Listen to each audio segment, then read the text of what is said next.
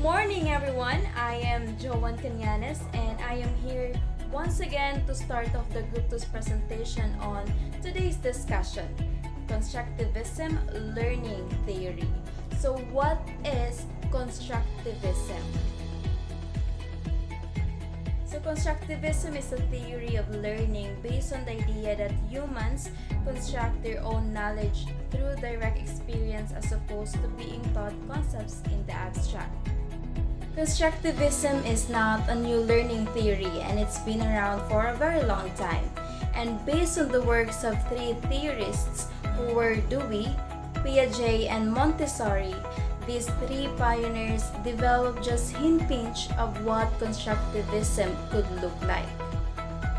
First off with John Dewey. So John Dewey rejected the notion that schools should focus on repetitive rote memorization and proposed a method of directed learning. So students would engage in real-world practical workshops in which they would demonstrate their knowledge through creativity and collaboration. So this quote right here is where the definition of directed living comes in.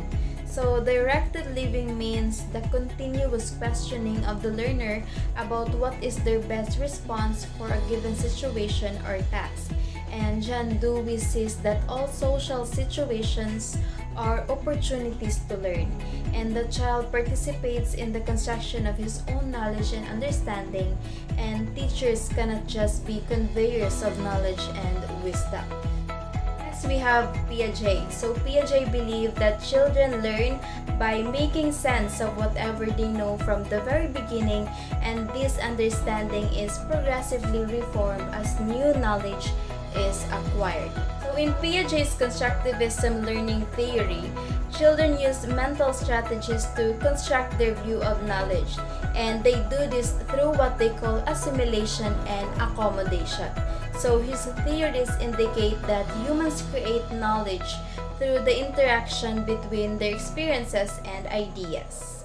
So next we have Maria Montessori. So the Montessori method is based on the idea that children learn best when the environment supports their natural desire to acquire skills and knowledge.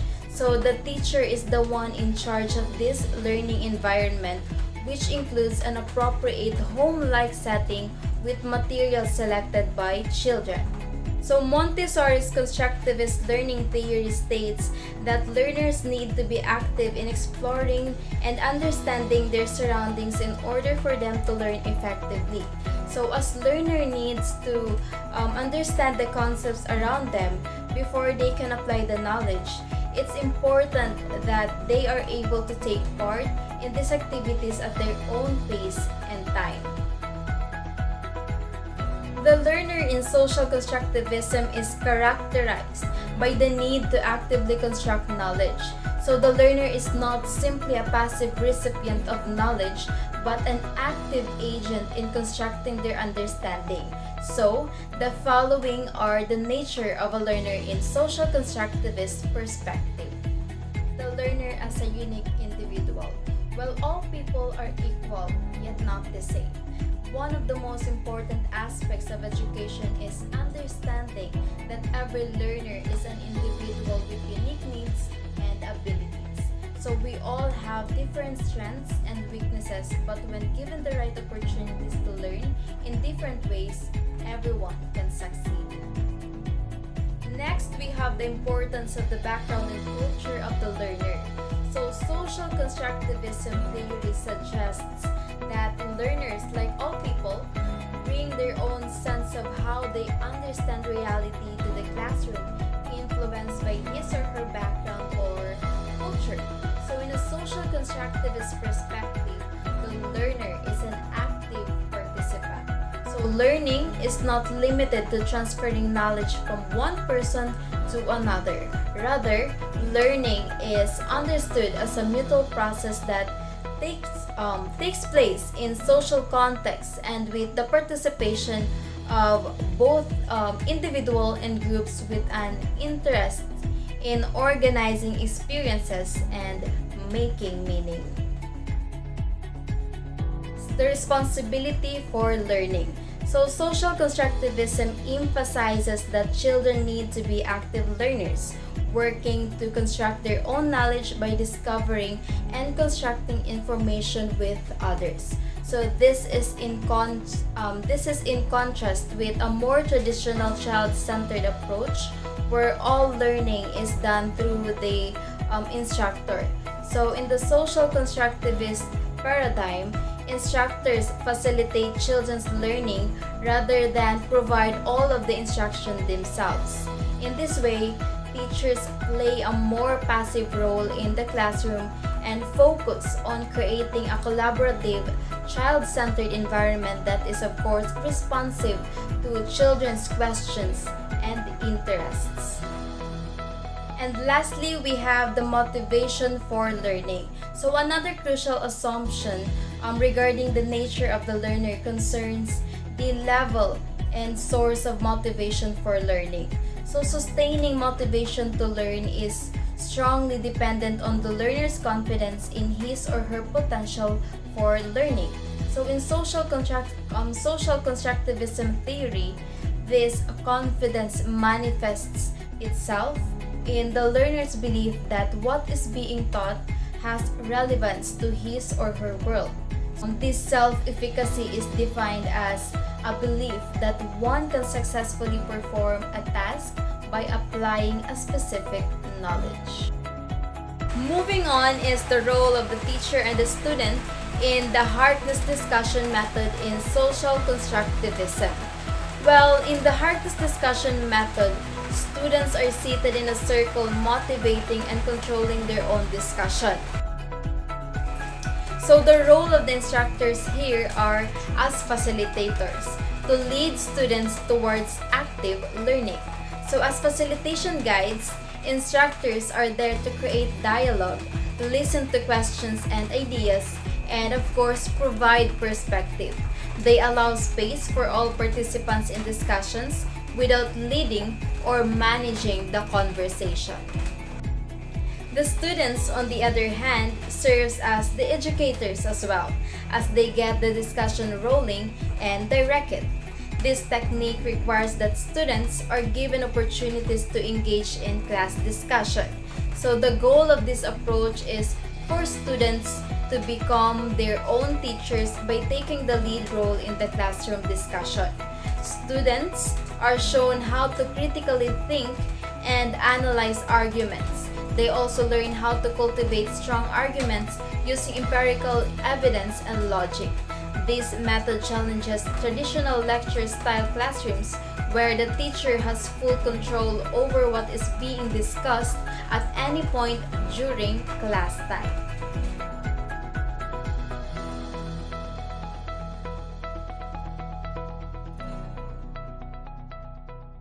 A teacher's responsibility is to adapt the style of being a facilitator rather than being a teacher, since a teacher teaches just what he knows and mostly concentrates on the subject matter, but a facilitator would always go with how his pupils perceive the notion. They should serve as a guide on the side, offering opportunity for pupils to test their existing understandings, and every pupil has always found it difficult to grasp the concept expressed by his teacher. Even if the lessons aren't genuinely that challenging, it would take up a lot of time attempting to grasp the topic that's being presented. According to them, being a teacher consists only of focusing on one's own ideas without first considering how these concepts connect to students. That is why these experts have been pointing out that the best approach to become a good educator is to become a facilitator, focusing on what helps pupils or what makes their interest increase in particular subjects, because that is how they will learn and grow out of their comfort zone.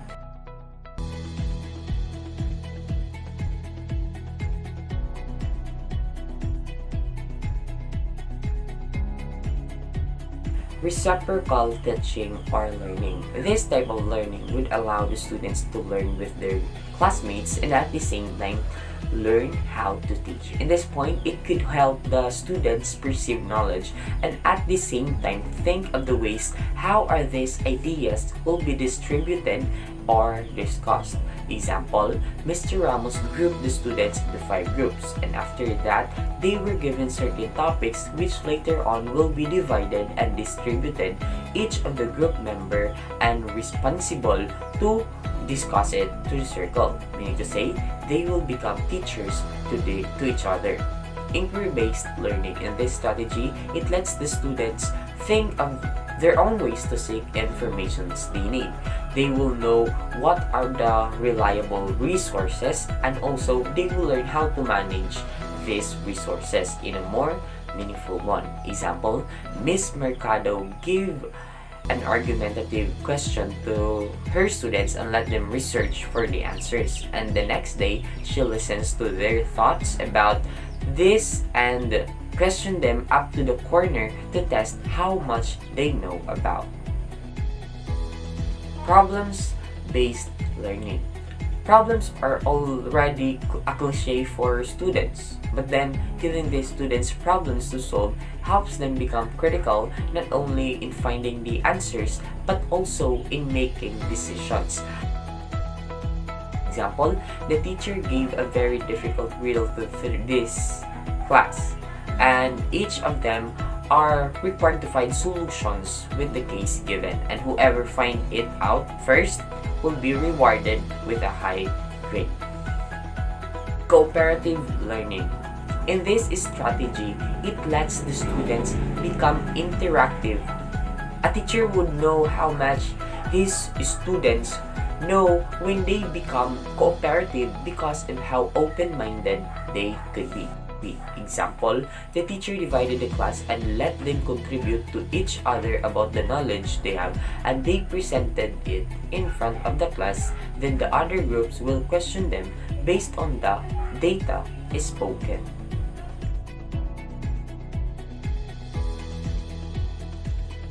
Teacher's role. The teacher should take into account the information and experiences that the pupils bring to class.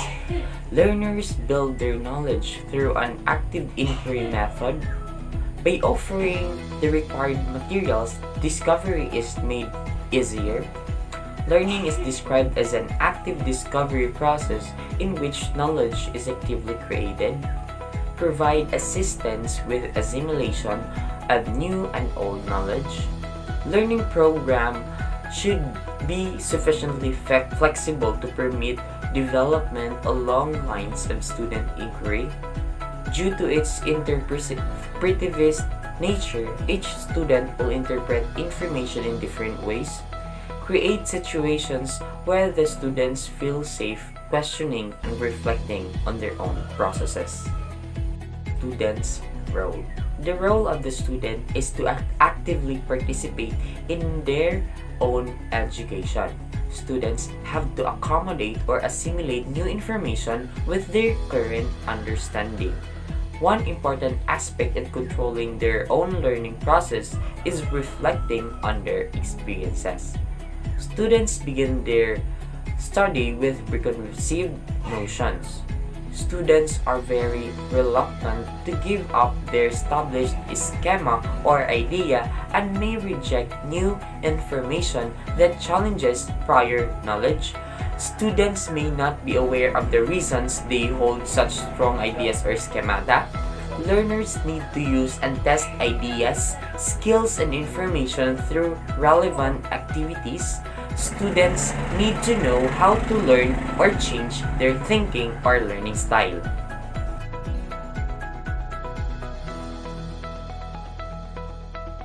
So in the first principle, teachers need to seek and value students' point of view. So in constructivist classroom, students tend to create their own perspective, which they are encouraged to elaborate their ideas and opinions. So in the second principle, constructivist teacher structure lessons to challenge students' assumption. So challenging academic tasks is that through this experience, learners' skills become enhanced. In the third principle, constructivist teachers pose problems of relevance. So this principle, it implies that the lessons are relate and fit to the learners' lives. So basically, it allows learners to explore and engage real-world problems. So the next principle, one of the most important rule of a teacher is to broaden knowledge and ideas to their learners. In fourth principle, the teacher builds lessons around big ideas. So using a wide variety of techniques, teacher encourage learning by delivering content in creative and impactful way. The last principle is teacher assess learning in the context of daily teaching. In Constructivist classroom, learners demonstrate their knowledge every day in a variety of ways. So assessment is the tool to evaluate individual learners. The teacher gives assessment to measure if the learners learn the content. So the first learning assessment is the dynamic assessment, which is situation-based. It is the responsibility of the teacher to provide a situation where the learners get chance to learn the things in the same situation, the teacher assessing the learners' stress. So the second example is continuous and interactive assessment. Here is the interaction between assessment and learning. So they are not separated, they go hand in hand. Learning benefits from assessment and assessment gets benefited from learning. So the dialogue between assessor and assessee, in fact, in constructivism, it is the process of entering into dialogue. So the next example is the formative assessment. So feedback lays foundation for further development. In constructivist classroom, the feedback that is given is very useful because it lays the foundation for further development both of the teaching as well as the learning. So next example is the alternative assessment strategy. By alternative assessment remain any view, assessment or any view of knowing as to what the child can know and can do in the situation where he is demanded or expected to behave in a certain manner. So the last example of constructivist learning assessment is the concept mapping. It is the visual representation of ideas that the teacher has. It shows that the type of relationship that learners sees in previous concept and sub-concept. It can be used prior to and after instruction.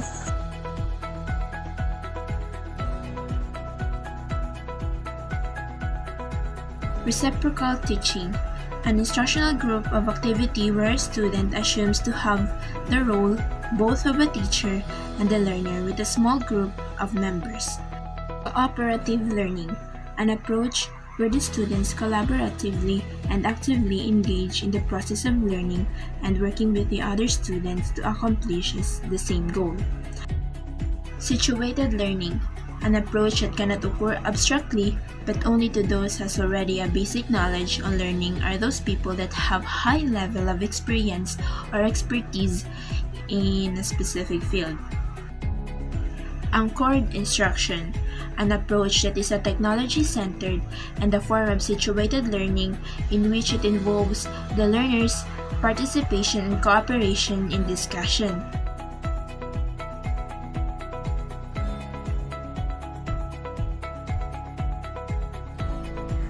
Learning is an active social process. Learning is an active process where students can learn to explore and construct new ideas based on their existing knowledge.